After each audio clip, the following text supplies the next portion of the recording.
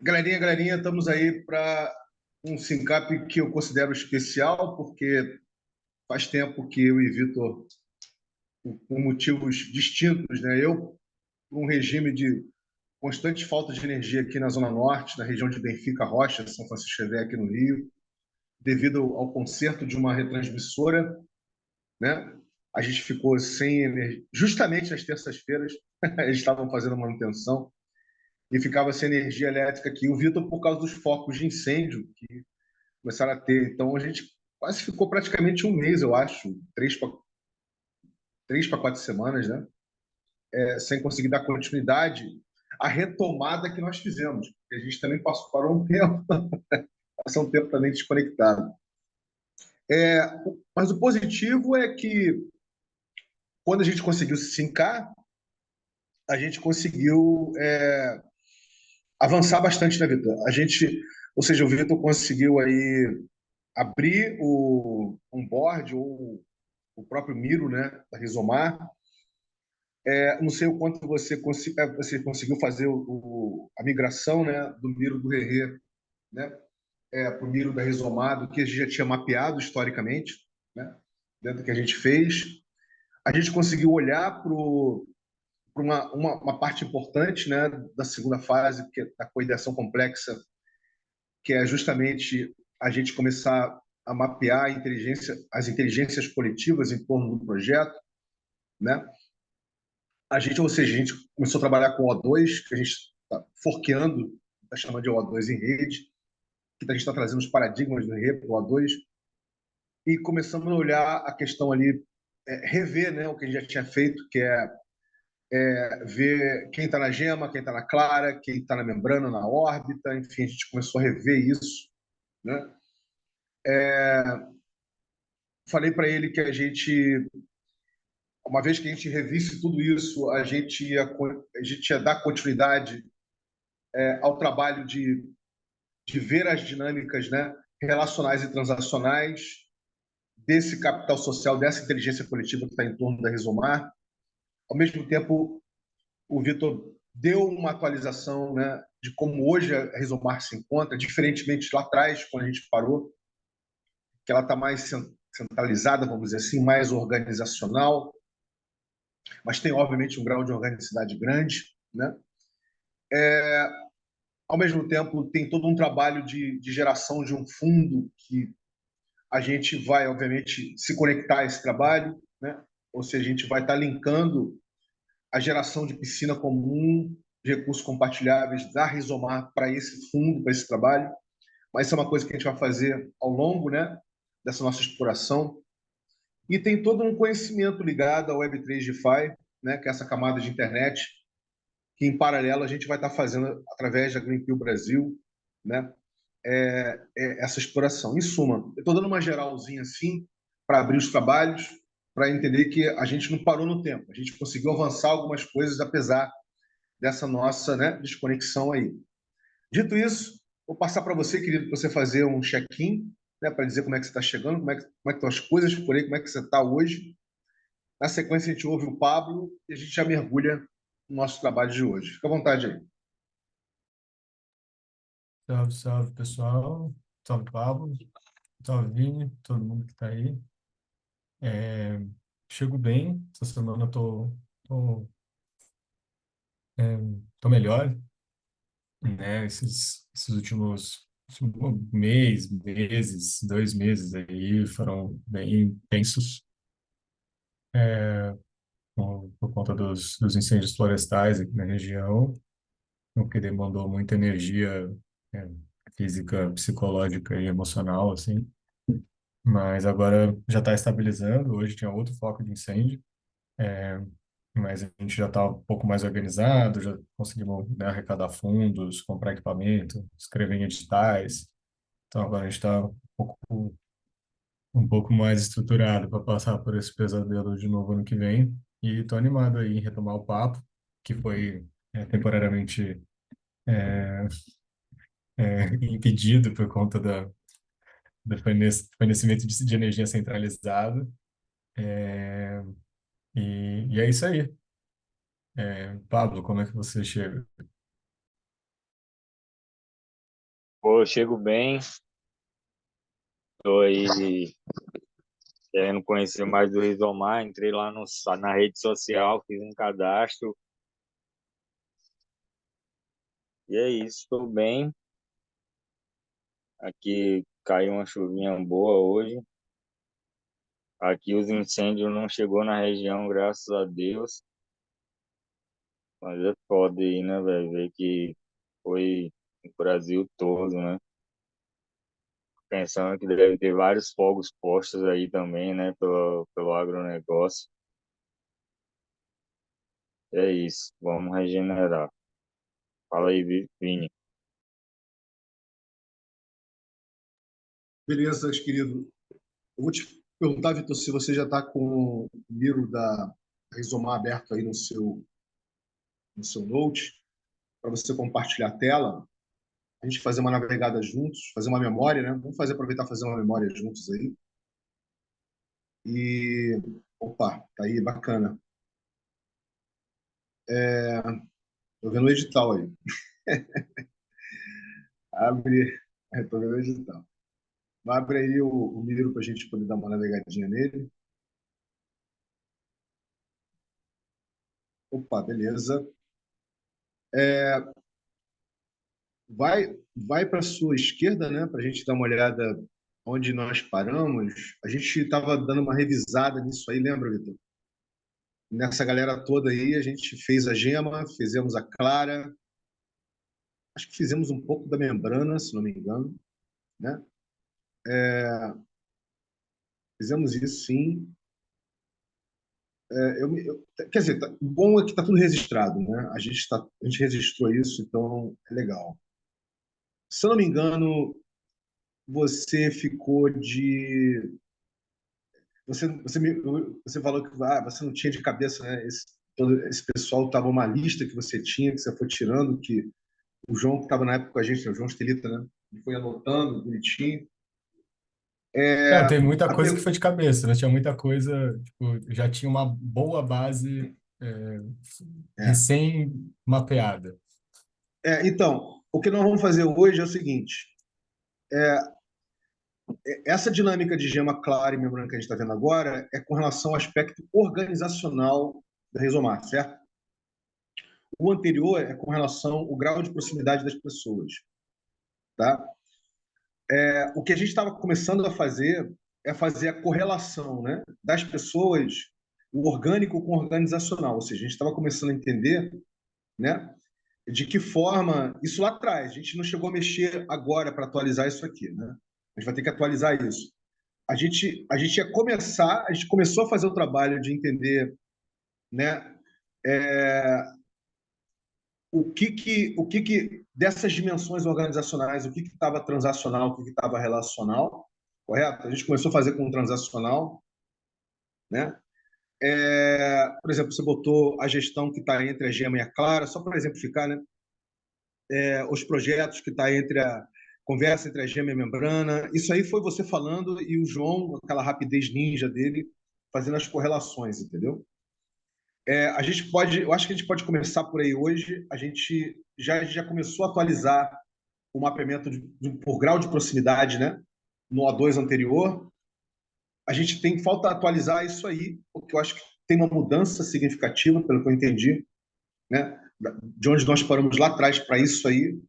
Então, eu queria primeiro olhar para a gema clara à sua esquerda, por favor. A gema clara, membrana e órbita. Isso, para entender se onde nós paramos o mapeamento lá atrás, dentro do framework que estava mais orgânico do que organizacional, da Rizomar, se isso aí permanece. Eu acredito que não. A gente vai ter que dar uma atualizada nisso, entendeu?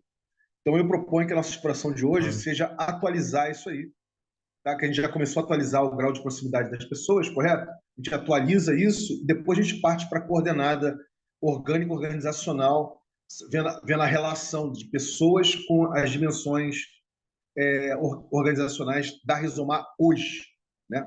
Mas acho que vale a pena a gente dar uma atualizada. Nesse sentido, vai a pergunta: tudo que foi colocado aí na gema continua na gema? O que foi para a Clara? O que foi da Clara veio para a gema? Enfim, como é que você está vendo esse mapeamento que nós fizemos lá atrás? Nossa, Vini, eu acho que primeira vez que a gente fez esse exercício, eu acho que eu estava com a cabeça muito dentro da caixinha, assim, né? É, dividindo as coisas em caixinhas do jeito que elas operam, mas não do que elas significam para a organização, assim, né? E então eu tô com a sensação de que vai mudar tudo isso aí. E já vou falar por quê. Porque, enfim, porque essas caixinhas, ou esses post-its, eles são bem delimitados, assim, né, institucionalmente, organizacionalmente, em qualquer organização, né? Então, a forma com que a gente comunica algumas coisas que a gente faz, às vezes tem que se encaixar numa caixinha do que as pessoas entendem. Mas isso não significa que tem essa função e esse propósito dentro da Rizomar, né? E aí acho que hoje eu consigo ver isso de uma forma mais completa, assim, né? Não que sempre tivemos essa visão, mas eu acho que essa visão e essa construção ela não transparece nesse diagrama, nesse gráfico, né? Então vamos zerar tudo, vamos começar do zero, cara. Vamos lá. Isso, então eu vou pegar essas coisas aqui e vou trazer para cá, tá? E vou trazer isso aqui para cá, isso aqui, isso aqui, tá? Então, eu acho que a gente vai entender, porque quando a gente fez esse exercício também, eu estava muito, como a gente fez os dois, agora eu estou entendendo o que que é esse gráfico, né? Quando a gente fez, eu achei que ele estava diretamente relacionado aos nomes e coisas que foram apresentadas no outro exercício, né? E agora eu entendo que a ideia de distribuição territorial, né, do exercício, né, a gema, clara, membrana e órbita é o mesmo, mas o propósito é diferente, né? Então, a forma de explicar e a forma de compreender até o exercício, agora eu acho que para mim está mais transparente. Então, se a gente for pegar na gema mesmo, nós vamos ter alguns conceitos que não são conceitos, mas que regem e transparecem a base do que a organização, de como a organização atua, Interessante. né? E aqui a gente tem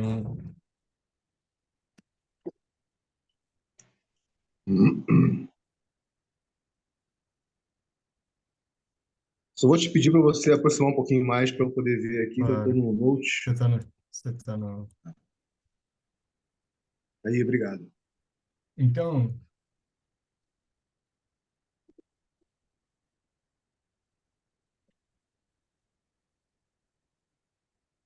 e aqui, né, então, na centralidade da operação, do que rege as relações da organização, a gente vai ter esses três fatores, né? O biorregionalismo, a gente publicou um livro sobre isso, né? Então, tem até eixos temáticos dentro do biorregionalismo que a gente acredita serem os mais estratégicos a serem trabalhados, né? A gente tem a concepção da resiliência coletiva, né? Então, de formas de adaptação e, e, e construção coletiva de diferentes tipos de resiliência, né? Ou diferentes tipos de autonomia. E o conceito do envolvimento territorial, né? Ou do desenvolvimento territorial, entre aspas, mas por ser um, um conceito na administração pública, de você ter políticas públicas e vários programas que são instrumentos pelos quais você consegue atuar e aplicar o conceito de resiliência coletiva e do próprio biorregionalismo de uma forma mais efetiva no nosso contexto, na nossa realidade brasileira ou latino-americana, né? Então, isso é o que move as ações da organização, né? Então, é para isso que ela existe, é para isso que ela trabalha, e tudo que ela faz está diretamente envolvida com isso, por isso está na agenda, né? Então, não, A não gente tem muito poderia a ver. chamar, a gente poderia chamar, a gente poderia dizer então que o que gera a dinâmica organizativa, né, hoje da Rizomar, são esses fluxos co-criativos aí, não é isso? A resiliência, a geração de diferentes tipos de resiliências coletivas, o biorregionalismo e o desenvolvimento territorial, ou seja, o que está no coração, o que está na gema literalmente do DNA, que gera,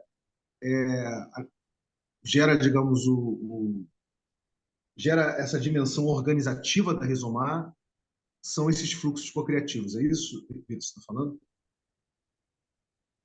Exatamente, Kane.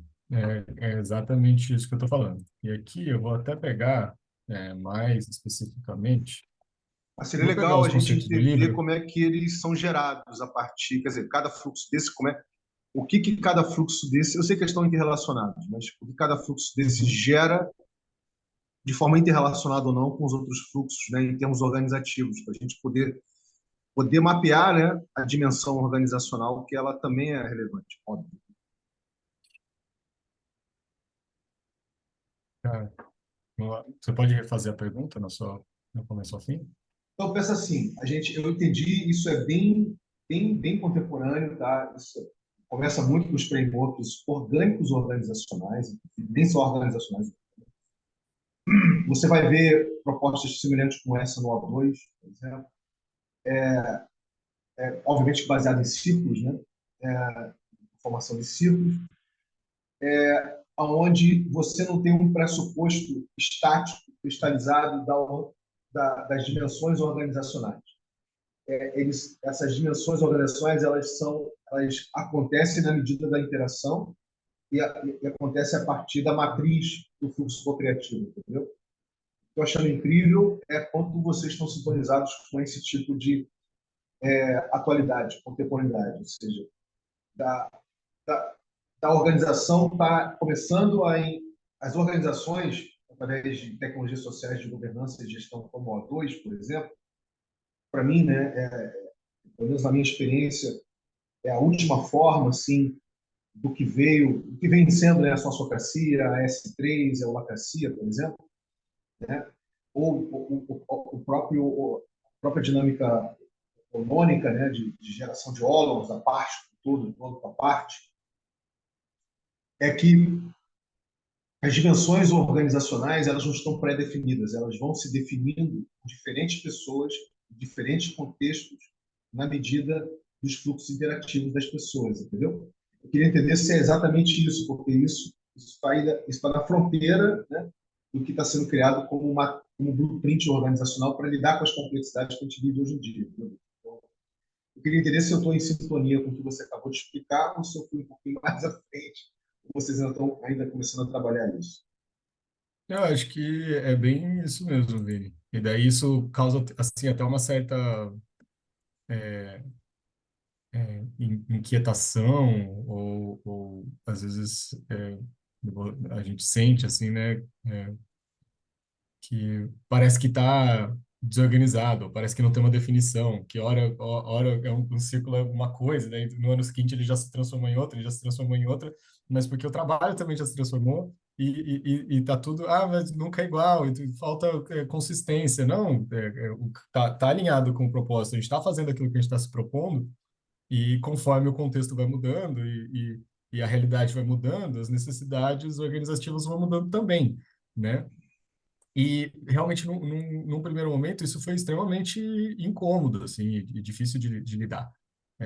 De falar, não, a gente não é sério, a gente não tá em caixinhas, não tem uma equipe X ou Y, departamento X ou Z, E mas a gente está fazendo, e a gente está avançando nas coisas que a gente acredita e no que a gente está se propondo a fazer, né? E a possibilidade de você poder ter a liberdade de se mutar, né? De se alterar, eu acho que é a parte mais legal do processo. Por isso que eu falei que aquele monte de post-it ali, ele estava tentando encaixar tudo em caixinhas, mas, por exemplo, hoje já são caixinhas diferentes porque já mudou tudo de novo. Então, aqueles post-its ali não dizem nada sobre a construção organizacional da Rizomar, porque ano que vem já vai ser diferente de novo, né? Mas isso aqui não vai mudar. Isso aqui vai continuar sendo Gema, independentemente das equipes, dos círculos, do que estiver acontecendo, né? E, e aí eu consigo pensar em desdobramentos disso, né? Então, se a gente for pensar... Eu queria só colocar aqui no bioregionalismo, que eu parei para falar e esqueci de... Pará, pá, É, pá. vai colocando o que você precisa colocar ainda. Deixa eu só fazer uma ou duas observações em cima do que você acabou de falar, que eu acho interessantíssimo, né? Para ver como é que a gente está em sintonia. Todo esse trabalho do mapeamento crítico, como você sabe, né? Ele é uma abertura do código cultural do projeto para entender o que de orgânico há no desejo, no que está colocado organizacionalmente no projeto, né? Mas, obviamente, tudo sobre a ótica dos paradigmas do Herrera, dos paradigmas do Herrera. A gente vai fazendo essa destilação deles ao longo do mapeamento. Eu acho que isso é plenamente percebido, né? Ao longo do tempo. E, no final das contas, quando a gente entra aqui na coordenação complexa, a gente entra especificamente na dinâmica do O2 em rede, é o momento mais desafiador, é quando tem muita eureka e muito insight, porque, primeiro, entender que a gente está falando para gerar vida, olha só, há um framework orgânico interativista. O O2 em rede é um framework orgânico interativista, ele não é orgânico organizacional. Né? Mas as pessoas ainda estão lá no organizacional, entendeu, Vitor? Então, assim, então, como é que você sai do organizacional para você contemplar o organizacional orgânico? Depois você contemplar o orgânico organizacional para chegar no orgânico interativista. Entendeu? Então, é toda uma jornada cooperativa, toda uma jornada de exploração. Né?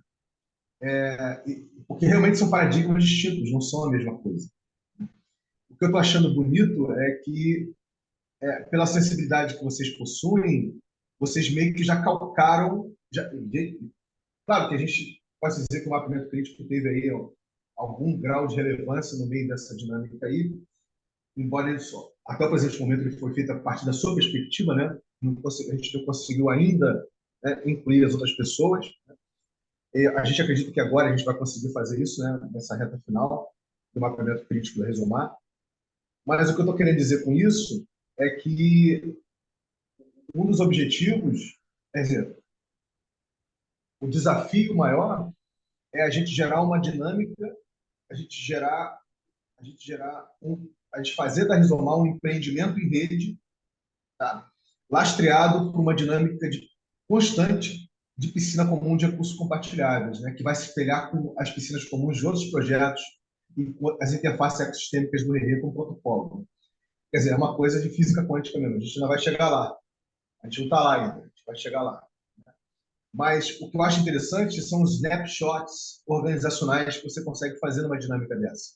Vou te dar o exemplo do Guardiões do Clima, que você conhece. A gente está fazendo um snapshot, está criando uma startup especificamente para poder receber investimento anjo através do GAVN. É como se tivesse um snapshot organizativo só para poder receber investimento anjo, entendeu? Mas que conversa com a piscina. Mas, enfim, eu estou um pouquinho mais à frente, tá? Só para dizer o quanto nós estamos em consonância, sinérgicos com essa exploração. Sensacional. Paro por aqui, fecho parênteses e retorno para você. Show de bola. Massa.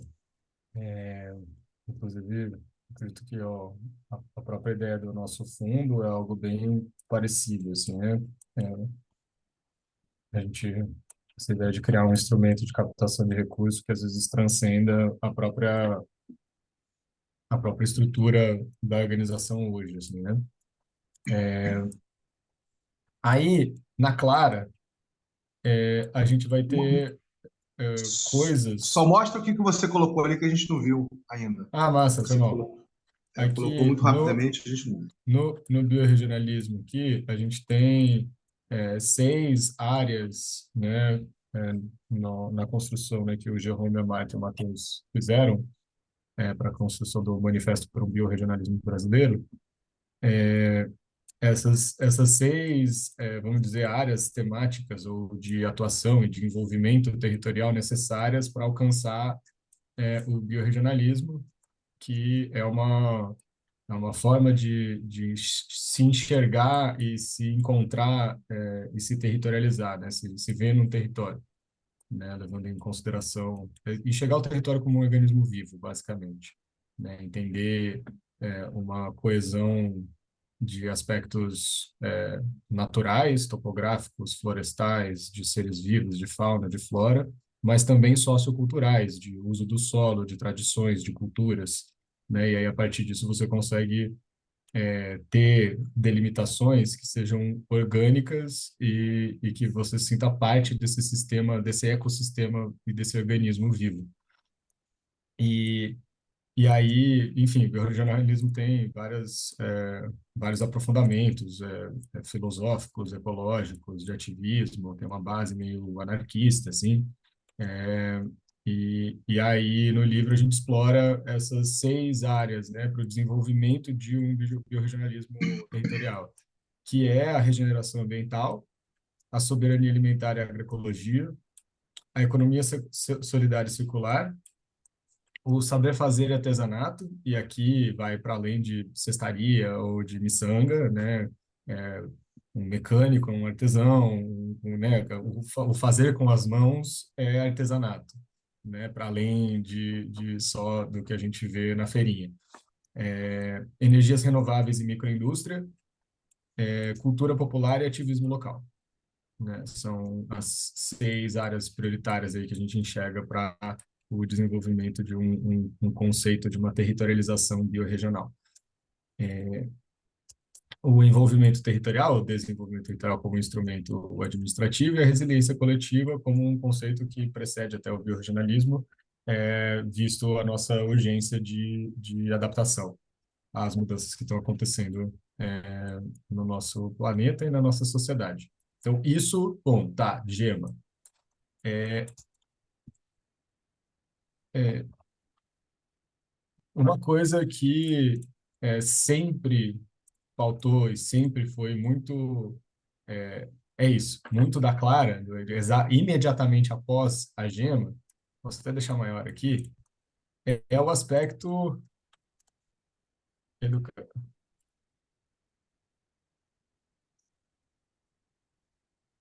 eu não queria usar educação ambiental, a gente usa, esse aqui é um nome grande, mas ele tem o seu valor, mesmo grande. E, mais recentemente, estamos cada vez mais conversando isso com a educação popular. Mas o que a gente gosta de dizer é que, de toda a amplitude dos projetos da organização e da ONG, tudo que a gente faz tem um cunho educativo, né?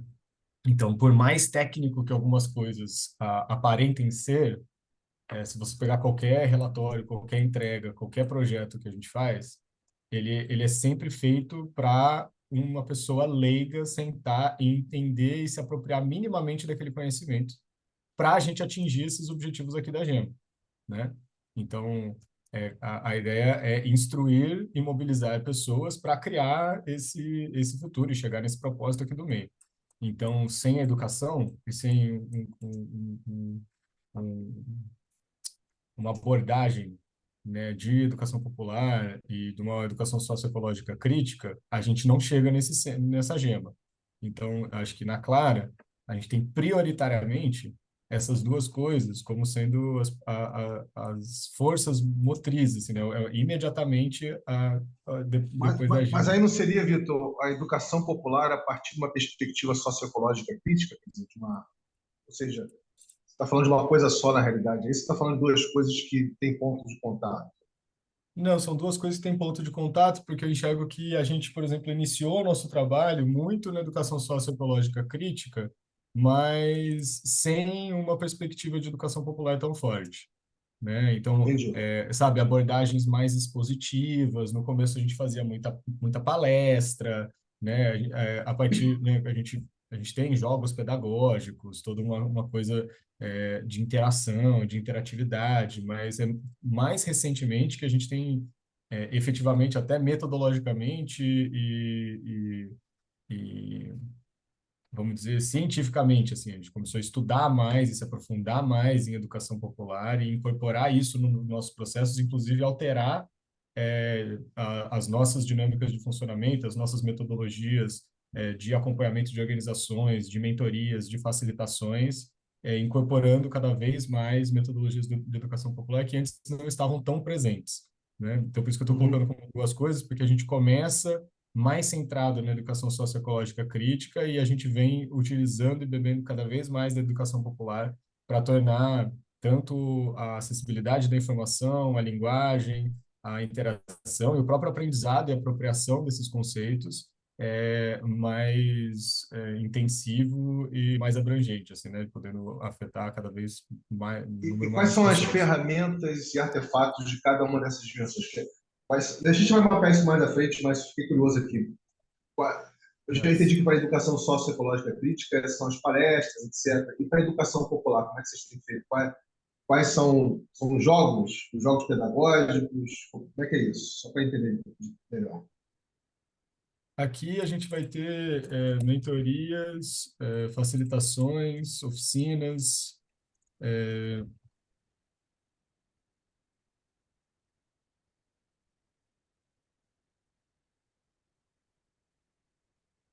Então, por exemplo, a gente tem um acompanhamento institucional que a gente faz para organizações, né?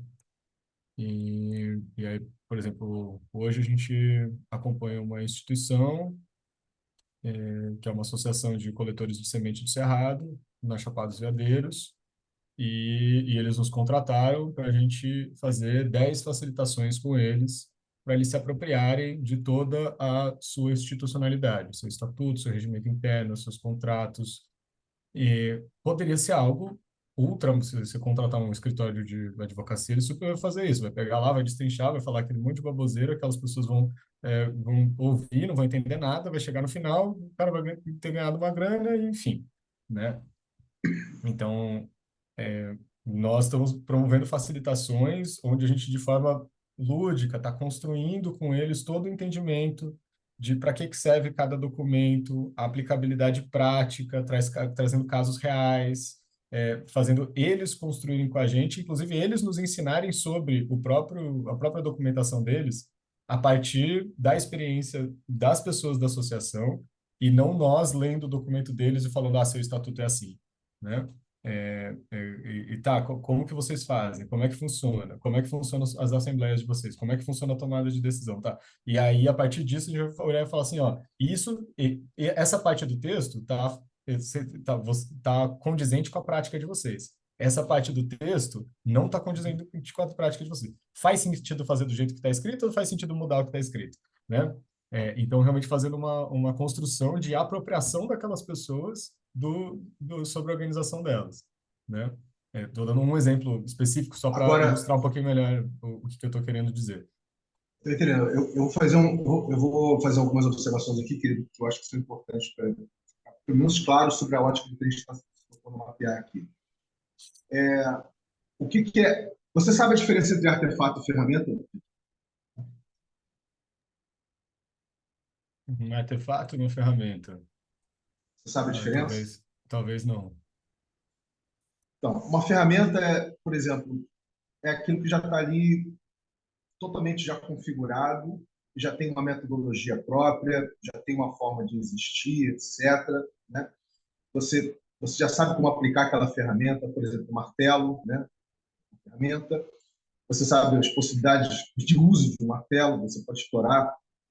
É uma ferramenta, ou seja, ele já tem uma configuração. Ele pode ser uma coisa de hardware, de software, ele pode ser algo, né? cultural ou material, vamos botar assim. Então, a gente pode dizer que uma oficina é uma ferramenta, certo? Uma mentoria é uma ferramenta, certo? Então, tudo que você elencou aí são ferramentas. O artefato é tudo que uma ferramenta ajuda a gerar, né? Depois que ela é aplicada. Ou seja, qual é o artefato que você gera depois que você aplica um jogo pedagógico com essa associação, por exemplo, né? O artefato vai ser justamente tudo que foi aprendido e depreendido. Ou seja, o aprendido que gerou o depreendido, né, gera um artefato cultural, normalmente. Esse artefato é que é o elemento, digamos assim, a dinâmica de, de ativação e mobilização daquelas pessoas para elas se apropriarem culturalmente do que foi transmitido com o uso da ferramenta, né? Ou seja, então essa é uma dimensão de artefato. O artefato ele é o resultado, o artefato que sai depois do uso de uma ferramenta, ele é o resultado da maior ou menor apropriação com o uso daquela ferramenta por parte das pessoas que participaram da experiência, tá? Então esse é o artefato. Eu não quero entrar muito nesse critério agora, porque a gente vai fazer isso um pouquinho mais para frente, mas só para te dizer que é percebendo qual é o artefato que emerge a partir do uso dessas ferramentas que você elencou, a gente consegue ter métricas para perceber o quanto, digamos assim, foi apropriado, né, o que se propôs a fazer com aquelas pessoas. Entendeu? Uma outra coisa que eu queria comentar é o seguinte: normalmente, uma normalmente a academia, quando ela faz qualquer processo de capacitação, assim, né, ou das pessoas, ela faz um regime conteudista, né? Cognitivo conteudista, ou seja, a partir de um conteúdo, a partir de quem domina a matéria, numa relação mestre-aluno, vamos botar dessa forma. E eu estou percebendo que o que vocês estão fazendo aí é mais ligado ao paradigma da livre-aprendizagem do que outra coisa, ou seja, vocês estão, na realidade, querendo formar comunidades de aprendizagem em torno, né, dessa proposta da educação socioecológica crítica, por exemplo, né? Ou seja, eu quero dizer que, no final das contas, essa prestação, essa facilitação, essa prestação de serviço que vocês estão fazendo com associações diferentes, né, com, digamos, uma prestação de serviço, né, está gerando artefatos culturais que podem servir de referência para a educação popular, entendeu?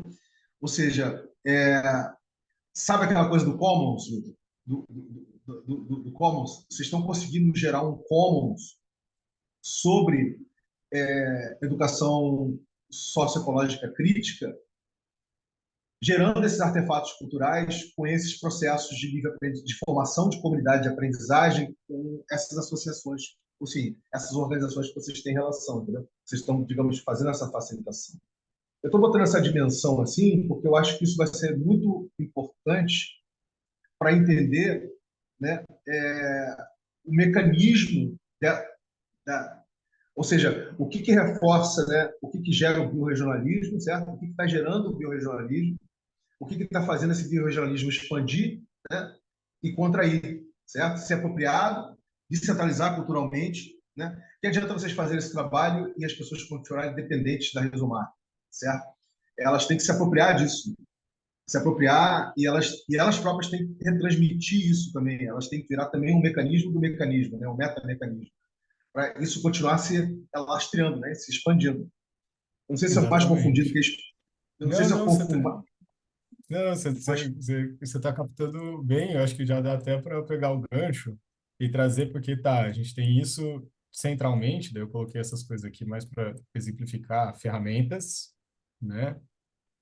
Artefatos, acho que são as formas que a gente tem de gerar apropriação, autonomia e sustentabilidade para aquilo que a gente está querendo educar, né? Então, por exemplo, a gente tem um jogo de cartas para falar sobre o colapso e sobre gestão biorregional, né? Então, o jogo de cartas é um artefato. O jogo pedagógico é uma ferramenta. O jogo de cartas em si, ele é um artefato porque ele é open source, as pessoas podem imprimir, criar cartas, jogar, se apropriar e multiplicar a ferramenta, né? as próprias oficinas, facilitações e mentorias, elas são uma ferramenta, mas elas têm um formato e elas estão em constante aprendizado e mutação, mas elas geram resultados que não é simplesmente uma entrega, um relatório, uma recomendação. É sempre uma estrutura onde a pessoa ela toda pensada para que aquilo se perpetue no tempo e seja útil não só para aquelas pessoas, mas para as outras pessoas que virão depois na organização possam entrar em contato com aquilo. Então, com certeza, estamos muito alinhados. Gostei de compreender melhor o conceito de ferramenta e artefato. A outra coisa que eu vou adicionar aqui é vou colocar aqui como articulação de atores, tá certo? Somado a dois conceitos que estão lá na base do conceito de resiliência coletiva da Stockholm Resilience Center, que é adaptabilidade e replicabilidade, né? Então, acho que essas quatro coisas, se você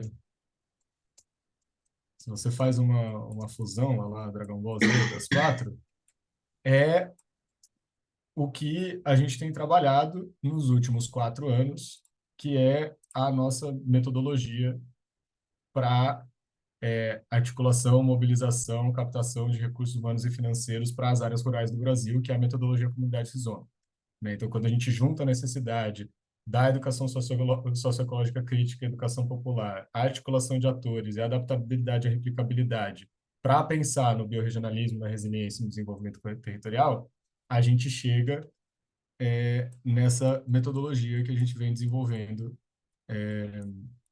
no,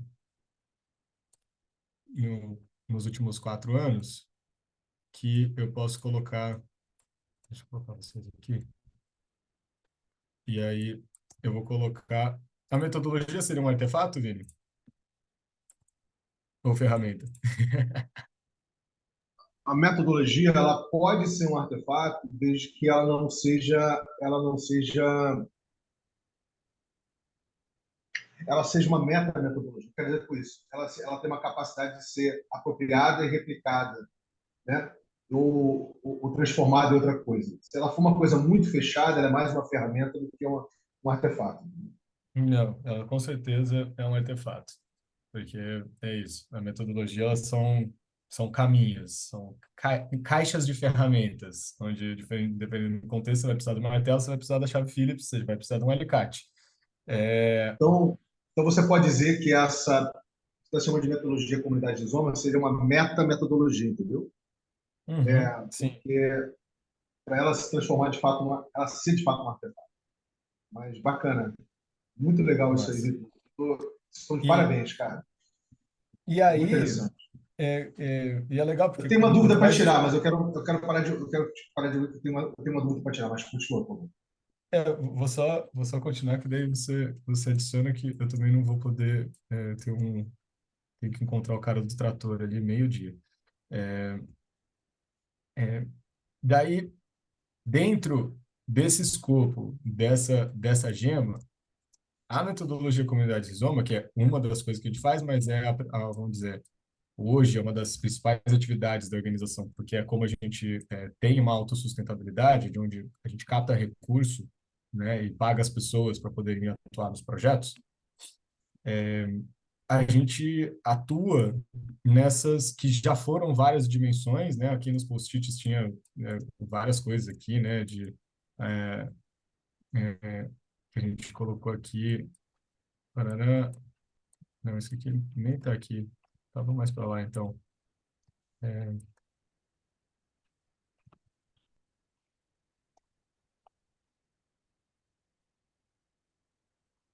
aqui a gente vai ter o três principais círculos, né? Um que a gente chama de nosso quintal, que cuida muito de boa parte dessa coisa educacional, de formação de grupos, de alinhamento de pessoas, essas questões mais sociais, relacionais, de grupos e coletivos, né? Então, como se isso se inicia, como é que você estabelece uma visão comum, como é que você, né, cria esses mecanismos de autorregulação coletiva, e, enfim, várias pormenores, até questões mais específicas de contexto de pessoas que vão dividir uma propriedade, né, ou gerir uma propriedade coletivamente, né, questão de acordos, e, né, como é que você levanta limites, questões, etc. Toda a esfera mais institucional,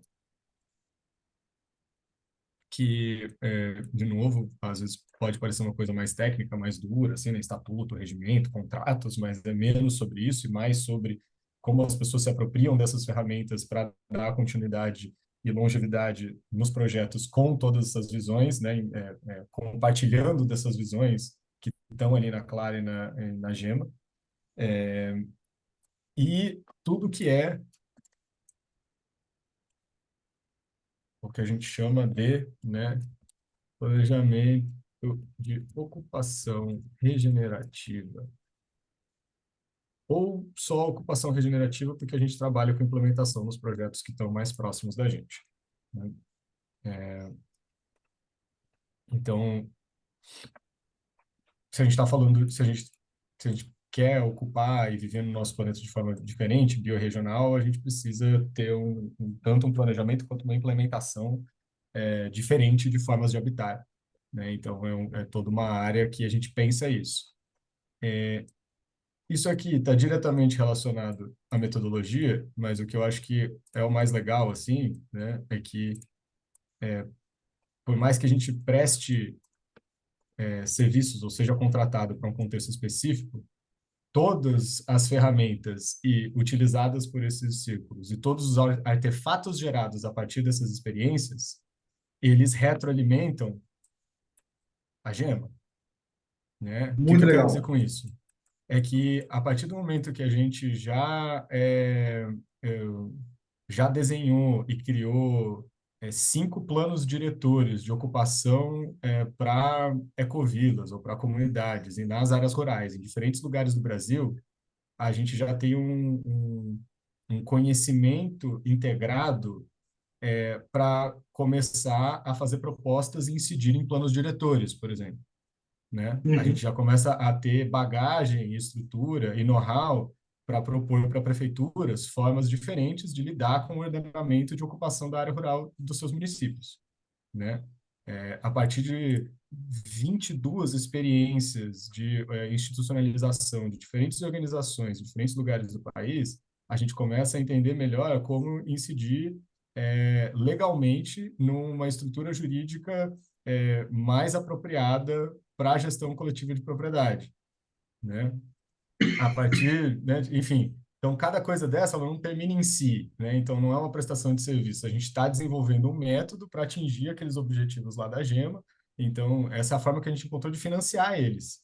Mas esses processos eles estão muito para muito além de uma simples ecovila, de uma simples comunidade, de uma simples associação em algum lugar do Brasil, né? Cada vez que a gente faz isso de novo num contexto diferente, a gente aprende junto com essas pessoas, junto com essas experiências, e isso cria um capital é, é, intelectual e organizativo, né, e coletivo que alimenta e retroalimenta e fortalece aquilo que a gente está trabalhando para, né? Cara, absolutamente maravilhoso. Muito legal, porque eu sei que isso é uma trajetória de anos para chegar nisso aí. Quer dizer, a gente não está falando de uma coisa que nasceu ontem, certo? A gente está falando aí, no mínimo, aí, de anos e anos e anos de trabalho, de entendimento do que está se propondo a fazer, né? Daquele primeiro momento lá atrás que havia uma relação direta, onde você estava em Minas, que era, digamos assim, protótipo, né, de tudo isso. Depois, para começar a fazer esse trabalho de expansão, fazer esse trabalho em outras biorregionalidades, né, país afora. Impressionante. Culturalmente falando, é uma engenharia reversa, tá? Muito sofisticada, que lida com complexidades, né? A gente Não, vai ter que parar hoje por aqui, mas eu parei eu cheguei assim, né, nessa camada aqui da membrana da do que hoje a gente capta recurso, mas tem outras áreas aqui que tem mais a ver com essas partes aqui, que a gente vai continuar na semana que vem, acho. Não, não, É, vamos continuar. Vamos continuar. Deixa eu só, eu vou só fazer minha apreciação final em check-out e a gente já finaliza aqui. Cara, eu acho que vocês estão mais ligados a uma dinâmica de pós-ativismo, tá? Anota aí para você olhar o Bio Acomolaf, se é que você não conhece, tá? Dá uma olhada no Bio, B-A-Y-O, Bio Acomolaf, né? Bio Acomolaf, isso.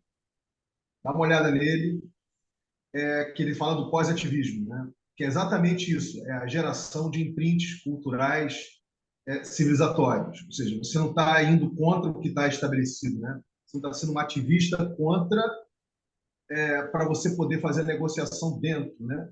Negociar dentro uma mudança, digamos, favorável ou não, certo? Você está simplesmente criando todo um outro blueprint, toda uma outra forma de se relacionar com você, com a natureza, com a complexidade e lá por diante. E vocês estão fazendo isso no plano institucional organizativo, né?